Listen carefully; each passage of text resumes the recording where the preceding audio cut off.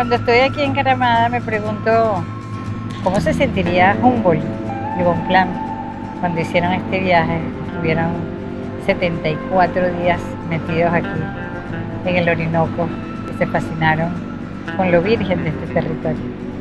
¿Quién hubiera conocido a Humboldt, verdad? Humboldt había entrado en el maravilloso entramado de vida en la Tierra, una red de poderes activos y orgánicos. Todo daba fe del poder y la ternura de la naturaleza. Era un mundo en el que latía la vida, un mundo en el que el hombre no es nada. Valen de Viaje es una presentación de Polar Pilsen, Banesco, Shell Lubricantes Venezuela y Fulgor. Qué felicidad volar de nuevo a Puerto Ayacucho, llegar al Amazonas en avión. Aquí está, este es el aeropuerto.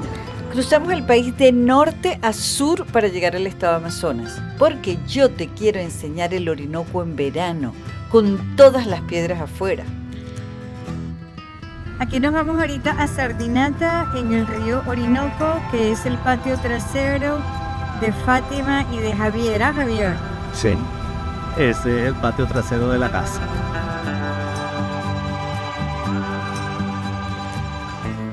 Aquí nos vamos acercando ya al río. Es que ni suena, vale, ni suena. Cuando has visto el Orinoco con todo su caudal, no entiendes que se pueda poner así de apacible. Para que ustedes se den una idea de lo seco que está el Orinoco, estas piedras que yo tengo aquí atrás, estas no se ven. Todo esto está cubierto por el Orinoco cuando el río sube. ¡Qué cosa tan insólita! En este río, así debajo, se puede navegar.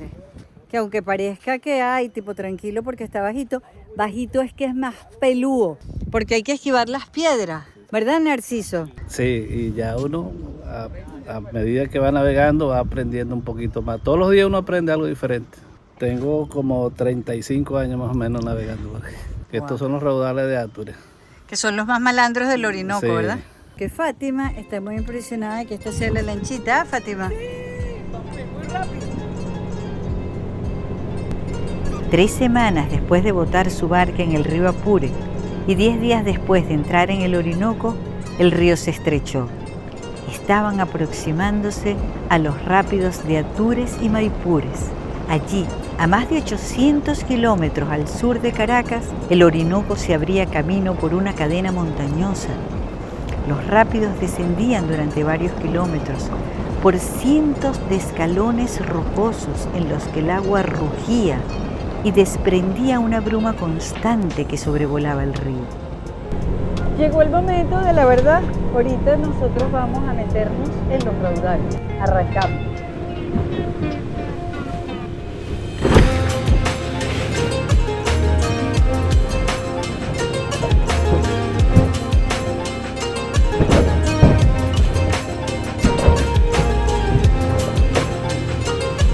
Esto es andar por los raudales. Malandro, malandrinango. Gracias.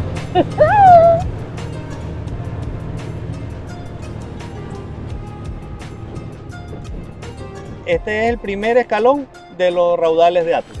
Cada raudal es un escalón. Entonces hay un desnivel de aquí hasta Puerto Ayacucho. Podríamos hablar de un desnivel de 60 metros. ¿En serio? ¿Tanto? 60 metros, más o menos. En los raudales de Maipure te vas a dar cuenta más del escalón. Ahí está como más pronunciado. Quiero que sepan que navegar por los raudales no es algo frecuente. O sea, es una cosa que requiere pericia, mucha seguridad. Y no es que, ay, si vamos por los raudales, no. La gente tiene que saber. Sí. Tienen que saber muy bien con quién se mete. No todo el mundo maneja en los raudales.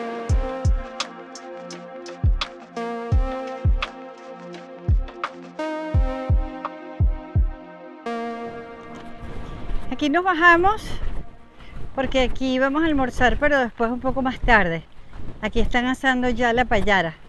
Y ahorita nos vamos a dar un baño. Javier dijo, vamos para el otro lado de la playa. El que sabe, sabe. Ahí está el Orinoco. Pero qué cosa tan fascinante. Con razón le dio la loca a Humboldt. Por fin bañándome en el río con la muchachita del Amazonas, la niña de la selva.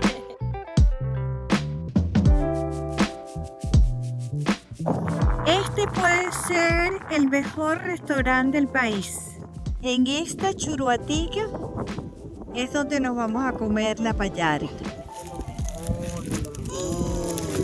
Miren esto, ¿qué es eso? ¡Qué jugosa! Miren cómo se ve el jugo de esa payara. Este es el cachete de la payara. Ustedes tienen que ver el cachete. O sea, miren esta carne.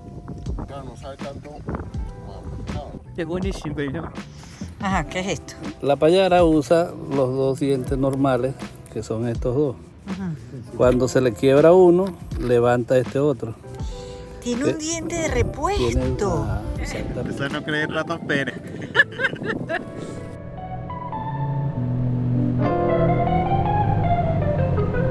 Nosotros seguimos buscando el oxígeno del Amazonas en su río Orinoco y también una payara, porque nos comimos la única que teníamos. Ahora llegó el momento de la pesca. El momento de la verdad. El momento de la verdad absoluta. ¿Cuál es el plan? Bueno, la payara es un pescado, un pez que está en los raudales, sobre todo en las aguas rápidas. Lo vamos a pescar troleado. Vamos a lanzar las carnadas artificiales y vamos a ir poco a poco en la lancha cuando, bueno, tú vas a sentir. Sí, claro. Cuando haya alguien que te quiera tirar al agua, eso es una payara. Y eso es en los propios raudales de Atures, que son unos raudales malandros. Sí, sí. Eso O sea, es. esos son los raudales por los cuales el Orinoco no es navegable en su totalidad. Agárrate. Miren.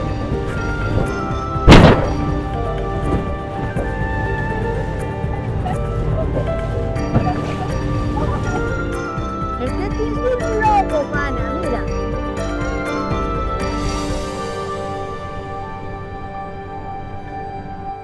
Entonces ahora vamos a pescar. ¿Cómo se llama el río este? Esta es la boca del río Tomo, un afluente del Orinoco. Entonces vamos a intentar pescar aquí nuestras payaras. Entré aquí y le doy la vuelta acá. Con la misma mano. Dale la vuelta. Dale, ahí. Ahí.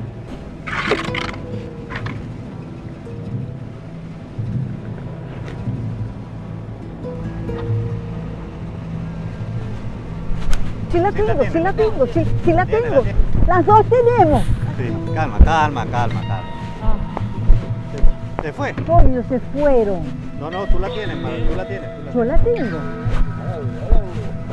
Aquí estoy. Es pequeña. No la tengo.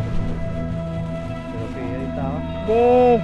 Y aquella emoción. Coño, ¿cómo va a ser? ¿Por qué se Tienes fue? que Bueno.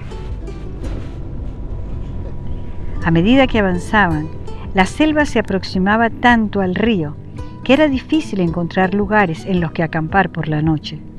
Se les estaba acabando la comida y para beber filtraban la fétida agua del río por una tela de lino. Comían pescados, huevos de tortuga y a veces fruta, así como hormigas ahumadas y aplastadas en harina de mandioca.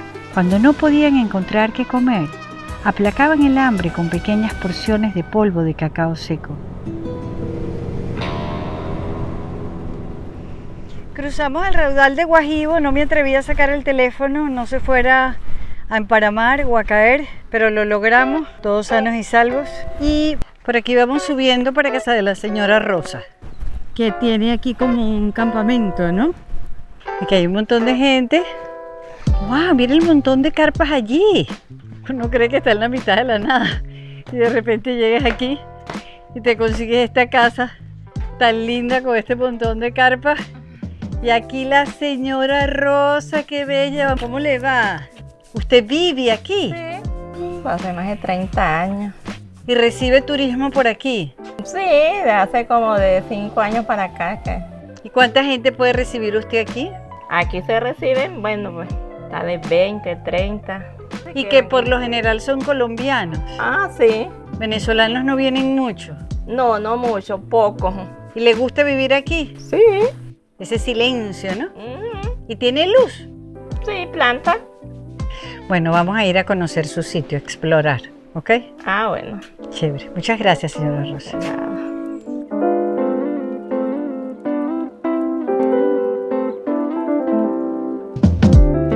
Tenemos un percance. Este campamento de Doña Rosa está full de gente. Claro, aquí no hay manera de avisar que uno viene. Y entonces miren lo que nosotros estamos haciendo. Allí vamos a guindar nuestros chinchorros, además frente al río donde pega brisa y no vamos a tener plaga. Ok, vamos a intentar pescar porque como vieron hay una muchedumbre en ese campamento, armamos el nuestro abajo, no tenemos carpa, no tenemos cama, si no pescamos, no comemos. Menos mal que comimos para allá al mediodía. Yo creo que no vamos a comer. No vamos a comer.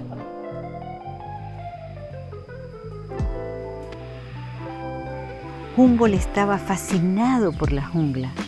De noche le encantaba oír el coro de monos y discernir las distintas aportaciones de las diversas especies.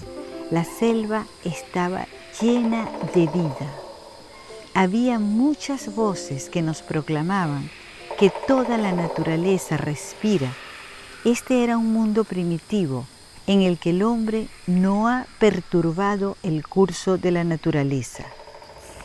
Yo estoy emocionadísima de amanecer aquí. A mí me encanta hacer campamento. La noche, la luna, las estrellas, el cielo en su apogeo. Cada vez que te despertabas lo único que veías eran las estrellas y ya está. ¿Cómo no vas a dormir así si amaneces en este espectáculo? Pura arena y el Orinoco, con esta bruma de las 5:30 de la mañana cuando ni siquiera ha salido el sol. Aquí es cuando te das cuenta que no necesitas nada. La naturaleza es tu mejor compañera. Aquí ya salió el sol y este equipo está listo para encaramarnos en esa montaña, esa piedra negra que ven allá. Aquí vamos con Edgar. Edgar, esto parece como loco porque uno ve esa piedra negro cacho allí, gigantesca, y para subirles por una selva, es como que si fueras a un tepuy, ¿verdad? Exactamente, cuando el río crece, esto se inunda acá. ¿En serio? Sí, ajá. Yo te digo, el Orinoco son dos universos totalmente distintos, Sí, ¿no? exacto. Miren este caminito, qué bonito por donde vamos, miren. Aquí lo que más abunda aquí en esta isla es la palma de cucurito, con eso que techamos pues para el techo.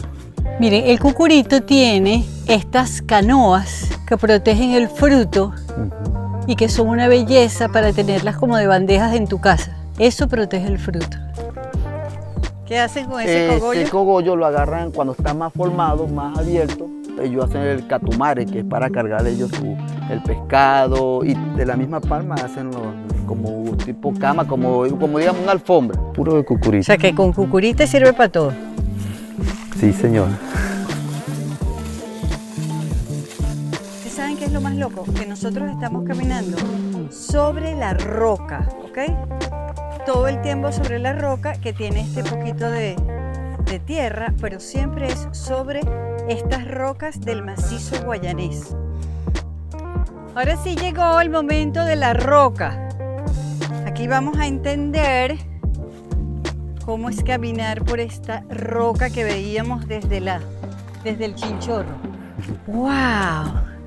Miren esto. Una montaña de roca. Además, esto es perfecto para caminar porque aquí no te resbalas ni de casualidad.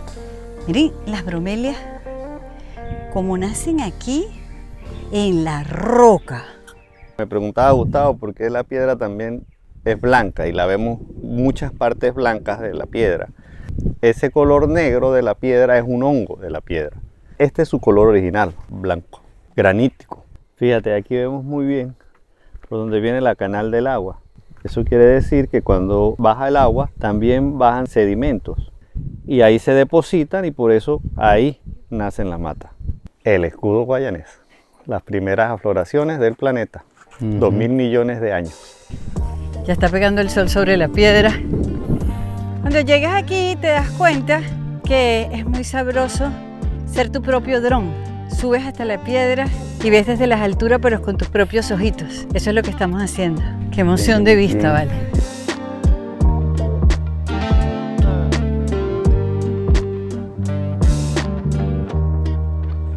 Bueno, acabamos de cerrar una ventana. Aquí vamos a caminar y vamos a abrir otra ventana. Ajá. Todas las ventanas. Qué bonito ese símil, de ventana en esta roca. Eso que ustedes ven allá es nuestro campamento. Allá. ¿Vieron la maquita?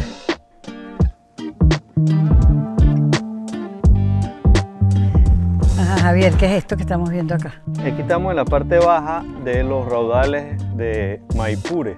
Esto es una isla Pedro Camejo. Entonces puedes llegar al Orinoco por dos lados. Tenemos al frente la boca del río Tuparro, perteneciente al Parque Nacional del Tuparro colombiano. Y la otra parte que sí va pegada a pura costa venezolana. Maipures eran una etnia indígena y eran los encargados de pasar los comerciantes, de pasar toda la gente por los raudales. Este raudal tuvo un tiempo en proyecto de dinamitarlo para canalizar el río. Si dinamitaban este raudal y los raudales de Atures, ya tenían una navegación completa del Orinoco. Pero imagínate, qué locura, cómo van a acabar con los raudales. Bueno, alguien dijo lo mismo y no lo hicieron. No vale. Miren esto. Aquí están los raudales. Qué cosa tan imponente. Con razón Humboldt se timbró.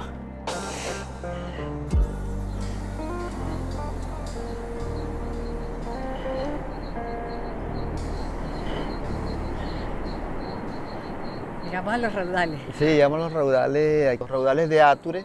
Y allá al fondo vemos una roca que está tipo balancín que le colocó la octava maravilla Humboldt. ¿Así? Sí, así le colocaron acá la octava maravilla. Estos raudales los subió, bueno, tuvo un tiempo estudiando para subir por acá porque subió fue con remos. Entonces subieron y le llamó la atención esa roca y le colocó la octava maravilla de Humboldt. Ajá, el balancín. El balancín, aquí lo tienen. Sí, ¿Esto se puede navegar? Por acá, por este raudal, no, porque aquí las olas se hacen de 3 metros, se hace muy difícil para subirlo. Pues. En invierno. En invierno. Y en verano igual, porque vea cómo están esos ríos, está muy seco ahorita y bueno, no se puede navegar.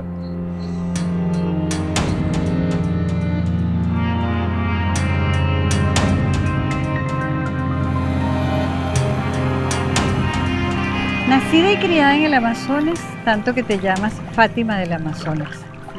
¿Qué te cautiva a ti del Amazonas? La inmensidad, lo grande que es, o sea, poder ser testigo en primera fila de todo esto. Y no solo esto, sino que así es el río, así es la selva, así es la montaña, así es la comida. ¿Por qué tu empeño en hacer que Amazonas se conozca? Porque me di cuenta que tantas cosas de las que a mí me gusta ver, consumir, pues no se estaba haciendo en mi estado, y cómo podemos mostrar nuestra riqueza y cómo podemos sobre todo empoderarnos de esa riqueza. ¿Cómo quieres tú que la gente perciba el Amazonas? Como parte de Venezuela. ¿Tú te sientes responsable de dar a conocer el Amazonas? Totalmente, totalmente. Si no era así, es una responsabilidad que yo misma me di y que me hace inmensamente feliz. Y a mí me encanta que lo haga porque lo hace desde el amor más profundo y el sentimiento más genuino. Gracias, vale. Gracias por ayudarnos a que la gente sepa que Amazonas es Venezuela. Desde la embarcación tenían una vista perfecta. Cientos de cocodrilos de gran tamaño descansaban en la orilla con la boca abierta. Completamente inmóviles, los reptiles parecían troncos de árbol, hasta que de pronto se deslizaban en el agua. Había tantos que casi en ningún momento dejaban de ver alguno. Las grandes escamas dentadas de la cola hacían pensar a Humboldt en los dragones de sus libros de infancia.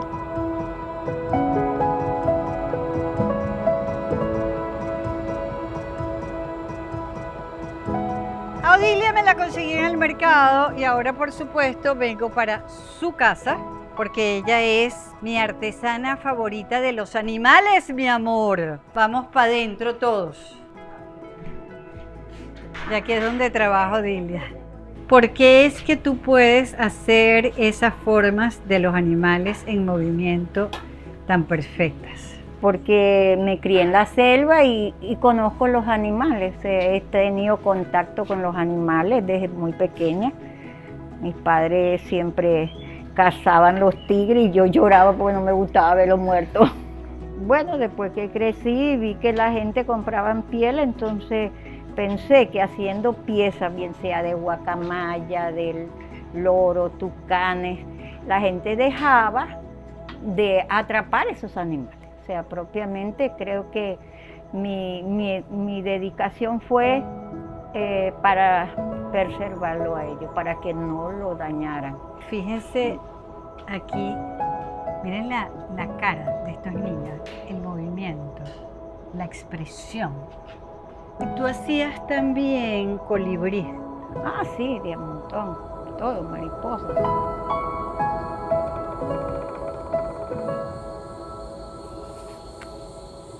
Adriana, en el año 97 sufres un accidente dramático donde, bueno, padeces de quemaduras en prácticamente todo el cuerpo, pierdes a tu esposo, tus hijos también sufren quemaduras.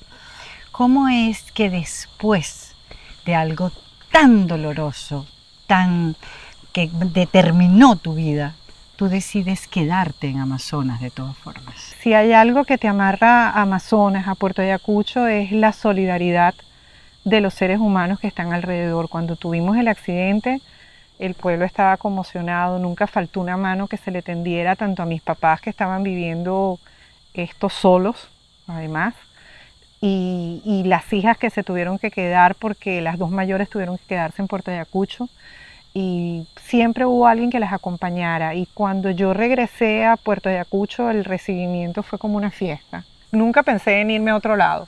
Un alumno, un estudiante que me dijo: tía, sigue siendo tú, es tu sonrisa. Terminamos entendiendo que eso de la comunidad indígena existe, eso de compartir si tú no tienes, de ayudar al otro. Creo que eso marca mucho en Amazonas y sí tiene que ver, por supuesto, con el ambiente, con el aire, con el oxígeno, con la bolsa de oxígeno tan maravillosa que tenemos nosotros aquí, que yo creo que eso no lo consigues en cualquier parte. Y Amazonas es eso, Amazonas es solidaridad, Amazonas es naturaleza, es estos espacios maravillosos. ¿Tú crees que Amazonas te marca cuando lo visitas la primera vez y se te queda adentro?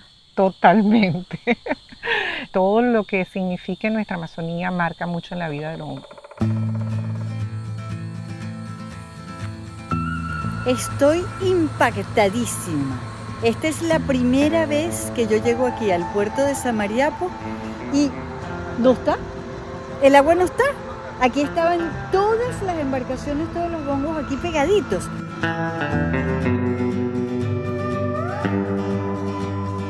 No me voy del Amazonas sin navegar en bongo así el río esté tan bajo.